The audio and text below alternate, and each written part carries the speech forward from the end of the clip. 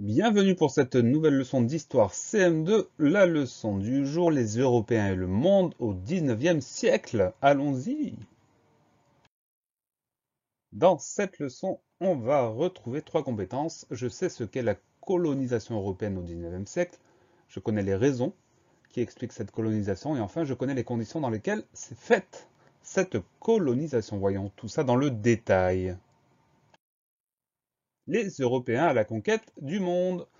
Au XIXe siècle, les Français, comme beaucoup d'autres pays européens, entreprirent de grandes explorations et conquirent de nombreux territoires en Afrique et en Asie. Cela s'appelle la colonisation. Donc la colonisation, on a des gens d'un pays qui viennent dans un autre pays et qui s'installent. Cette colonisation a été faite pour différentes raisons. Des raisons économiques. Les Européens avaient besoin de matières premières pour leur industrie et de nouveaux débouchés pour leur production. Donc des raisons économiques pour prendre les richesses des pays en question et pour pouvoir avoir des gens à qui vendre leur production. On appelle ça des débouchés. Outre ces raisons économiques, on trouvait des raisons politiques. Chaque pays souhaitait montrer sa puissance en se constituant un vaste empire colonial. Donc chaque pays voulait montrer sa force avec un territoire le plus grand possible. Raison politique. Et enfin, on trouve des raisons idéologiques. Les Européens pensaient que leur civilisation était la meilleure et qu'il fallait l'imposer aux autres peuples. Ils souhaitaient aussi diffuser la religion chrétienne. Voilà pour cette dernière raison, des raisons économiques, des raisons politiques, des raisons idéologiques. En 1914, la France se trouvait à la tête du deuxième empire colonial du monde, derrière la Grande-Bretagne.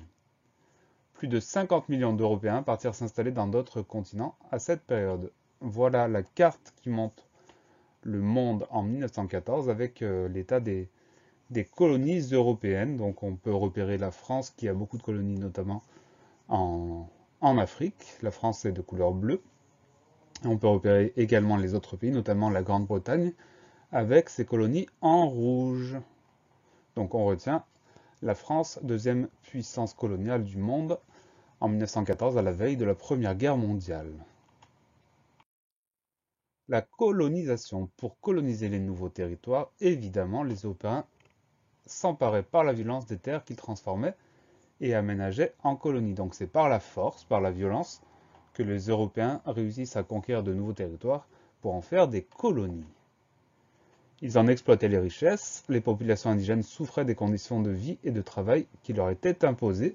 Donc quand les Européens arrivaient quelque part, évidemment, ils prenaient ce territoire par la violence et ils volaient les richesses présentes sur place. La décolonisation. À partir de la fin de la Seconde Guerre mondiale, c'est-à-dire en 1945, les pays colonisés reprendront peu à peu leur indépendance. Ça ne se passera pas toujours très bien. Parfois, c'est par une guerre que c'est passé. Mais la plupart des pays a retrouvé son indépendance. Voilà pour cette leçon. Pensez à réviser, pensez à vous entraîner et à bientôt sur la classe plus.